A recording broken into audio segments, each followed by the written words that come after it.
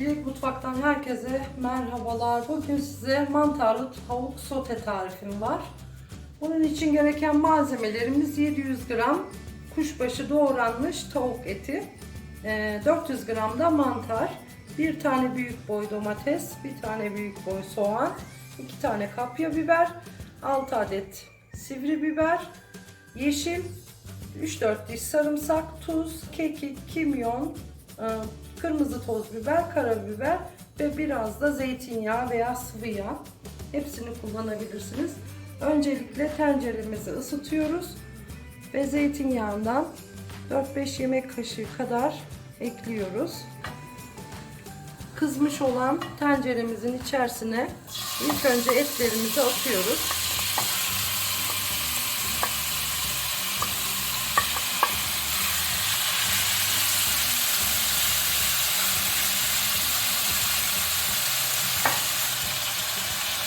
Şimdi de mantarlarımız küçük olduğu için böyle 4'e bölmemiz yeterli. İçerisine mantarları atıyoruz.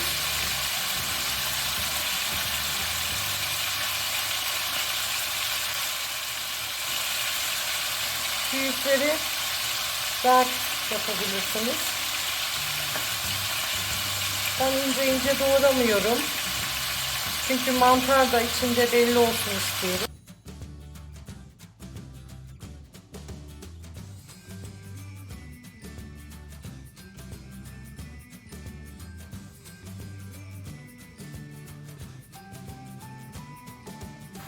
Mantarları da doğradıktan sonra şöyle bir karıştırıyoruz ve artık üzerini kapatıp önce sulanmasını, sonra suyunun çekmesini bekliyoruz. Arada sırada karıştırıyoruz. Gördüğünüz gibi mantarlar ve tavuk suyunu saldı. Şimdi arada sırada karıştırarak suyunun çekmesini bekliyoruz.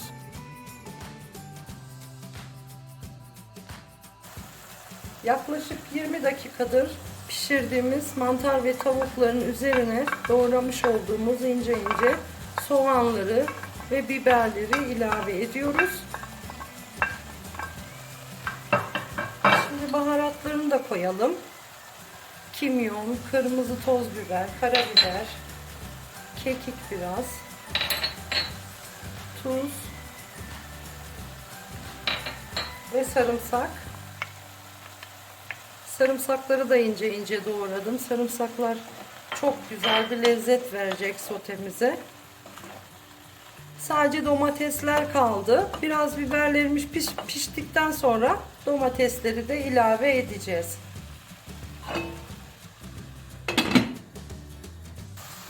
Soğan ve biberlerimiz kavruldu.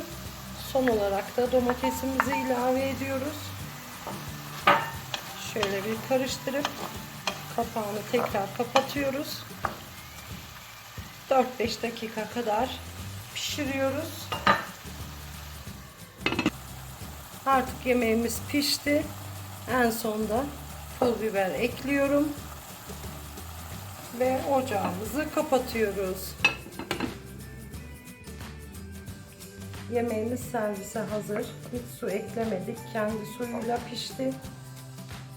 Çok güzel de bir tadı oldu. Yanına makarna, pilav, patates püresi, patates kızartması, her şeyle servis yapabilirsiniz. Kanalıma abone olup beğenilerinizi unutmayın. Sağlıkla kalın. Hoşça kalın.